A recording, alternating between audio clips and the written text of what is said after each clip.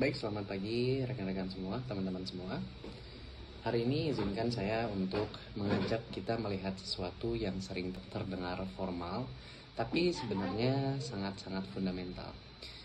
Yaitu tata kelola perusahaan, atau yang kita lebih familiar sebetulnya dengan bahasa good corporate governance. Nah, dalam dunia bisnis yang terus bertumbuh, tata kelola bukan lagi sekedar aturan, tapi ialah fondasi yang menentukan apakah sebuah perusahaan itu bisa bertahan, berkembang, atau tumbang di tengah-tengah ketika disrupsi. Nah,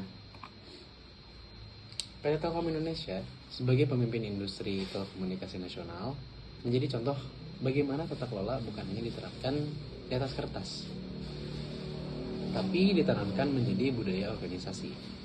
Dan hal ini mengapa demikian menjadi penting gitu. Karena di era digital ini, kecepatan bukan apa-apa tanpa arah. Tetapi arah itu juga ditentukan oleh tata kelola yang baik. Jadi, lalu apa yang terjadi ketika tata kelolanya tidak baik, juga tidak ada arah? Ya, maka akan terjadi sesuatu hal yang sangat buruk terhadap perusahaan tersebut. Begitu. Nah, dalam pembahasan ini kita akan menjauh satu persatu pertanyaan besar. Bagaimana struktur, faktor pendukung, serta tantangan tata kelola di Telkom, dan apa dampaknya terhadap kinerja perusahaan. Dan sebenarnya ini akan menyambung lagi ke bawah, yaitu dengan tujuannya ya sangat-sangat sederhana, agar kita memahami bahwa CGC atau GCG atau Good Corporate Governance itu bukan hanya kewajiban administratif, tapi strategi keberlanjutan untuk menjaga kepercayaan publik. Tata kelola perusahaan adalah sistem untuk memastikan setiap keputusan membawa nilai yang bukan hanya keuntungan jangka pendek, tapi manfaat keberlanjutan bagi seluruh pemangku kepentingan. Di sini terdapat 5 prinsip yang jadi fondasinya, yaitu pertama ada transparansi, akuntabilitas, responsibilitas, independensi, dan kewajaran, atau yang kita familiar atau kita kenal dengan sebutan tarif. Nah, 5 fondasi ini atau 5 prinsip ini ibarat kompas moral yang memastikan perusahaan itu tidak hanya berjalan dengan cepat atau mungkin bahasa sekarang itu rush, tapi juga berjalan dengan benar, ya dengan arahnya. Nah, Telkom Indonesia berdiri sejak 1965 dan kini menjadi perusahaan telekomunikasi digital terbesar di negeri ini, yaitu di Indonesia, dengan pendapatan lebih dari 150 triliun dan laba bersih itu 23 triliun di tahun 2024. Telkom tidak hanya menunjukkan kekuatan dalam segi finansial, tapi juga kedewasaan dalam mengelola bisnis dengan prinsip GCG-nya. Dan yang mereka itu visinya jelas, yaitu mereka mempunyai visi menjadi digital teknologi pilihan utama untuk memajukan masyarakat digital Indonesia. Balik lagi, berdasarkan teori yang diajarkan pada pembelajaran sebelum-sebelumnya,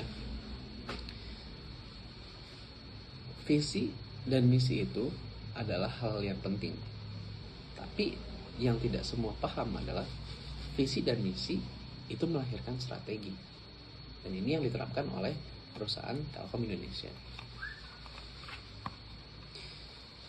Telkom menjalankan struktur tata kelola yang baik bisa dikatakan, yaitu dewan komisaris dengan pengawas independen juga. Kemudian ada direksi, ada komite pendukung. Nah, di sini juga ada tim-tim sebagai komite, yaitu ya yang mengurusi audit, nominasi dan remunerisasi, ada manajemen resiko, dan tata kelola integrasi memperkuat akuntabilitas, transparansi, dan juga kontrol internal. Nah, dengan struktur yang sudah ada ini, itu Telkom memastikan satu hal, yaitu bahwa kekuasaan dan tanggung jawab itu selalu berjalan dengan seimbang. Nah, kemudian Telkom juga menerjemahkan 5 prinsip GCG menjadi tindakan nyata, yaitu transparansi melalui laporan keuangan keberlanjutan dan terbuka untuk publik. Kemudian ada akuntabilitas, sebagai di sini bekerja dengan sistem yang mengaitkan bonus dan pencapaian nyata. Kemudian ada responsibilitas, di sini melalui program Go Zero untuk efisiensi energi dan pengelolaan limbah agar tidak menumpuk di Indonesia.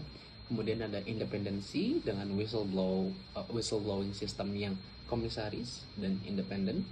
Kemudian ada kewajaran dengan rekrutmen, promosi, dan ada kemitraan bisnis yang bebas dari diskriminasi. Nah, inilah bagaimana tata kelola dari Telkom Indonesia, dan juga inilah bagaimana tata kelola berubah dari slogan yang awalnya slogan itu menjadi sistem yang hidup. Nah, namun Telkom University itu tidak berhenti di situ aja. Mereka juga menggabungkan GCG dengan tata kelola keberlanjutan atau ESG, Environment, Social, Governance. Dalam aspek ekonomi, Telkom mendorong digitalisasi dan efisiensi keberlanjutan. Dalam sosial, mereka juga melahirkan program digital talent development dan Smart Village Nusantara untuk meningkatkan literasi digital pada masyarakat desa. Nah, dan dalam lingkungan, mereka menargetkan pengurangan emisi karbon yang dapat dikirakan sehingga 20% di tahun 2030. Yang artinya Telkom itu tidak hanya mencari profit, tapi juga memberikan dampak. Jadi Telkom Indonesia ini juga sangat-sangat memperhatikan bagaimana keberlanjutan atau bagaimana mereka ini dapat menguntungkan sekitarnya juga gitu.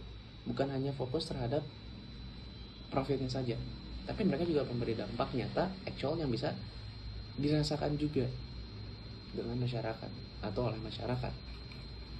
Nah, tentu kalau kita ngebahas tentang tantangan dan upaya atau upaya peningkatan yang dijalankan oleh Telkom Indonesia, memang ada beberapa, dan selayaknya tantangan pasti tidak ada jalan yang mulus-mulus saja. Nah, jadi untuk tantangan dan upaya peningkatan itu pertama ada transformasi digital yang menuntut kecepatan adaptasi. Nah, kemudian ada resiko keamanan cyber security yang juga bisa meningkatkan privasi data. Kemudian ada manajemen rantai pasokan digital. Nah, Telkom menjawabnya dengan inovasi, kolaborasi, dan kepemimpinan digital di semua ini. Jadi memiliki fondasi yang sangat-sangat kuat dari sini. Gitu. Nah, akhirnya kita bisa masuk kesimpulan bahwa dari semua yang kita bahas tadi sebelumnya, itu kita bisa belajar bahwa penetapan GCG di Telkom itu sudah berada pada level yang solid dan progresif. Struktur 2 tingkat yang kuat, juga komite independen yang aktif, dan integrasi ESG menjadikan Telkom itu benchmark tata kelola perusahaan di Indonesia. Jadi Telkom itu tidak hanya membangun jejaring digital, mereka membangun trust atau kepercayaan. Dan di bisnis, kepercayaan adalah mata uang yang nilainya sangat-sangat tidak dapat bisa digantikan.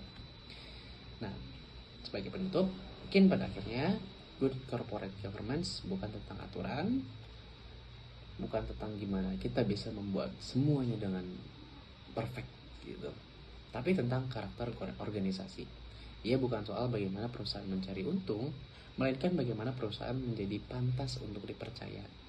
Dan seperti yang selalu dikatakan oleh para pemimpin besar, keberlanjutan bukan sekedar inovasi, keberlanjutan bukan sekedar bertahan hidup, tapi tentang bagaimana kita itu bertahan dengan nilai. Sekian yang bisa disampaikan dari kelompok 4 atau kelompok Telkom. Mohon maaf apabila ada kekurangan, dan terima kasih, selamat siang.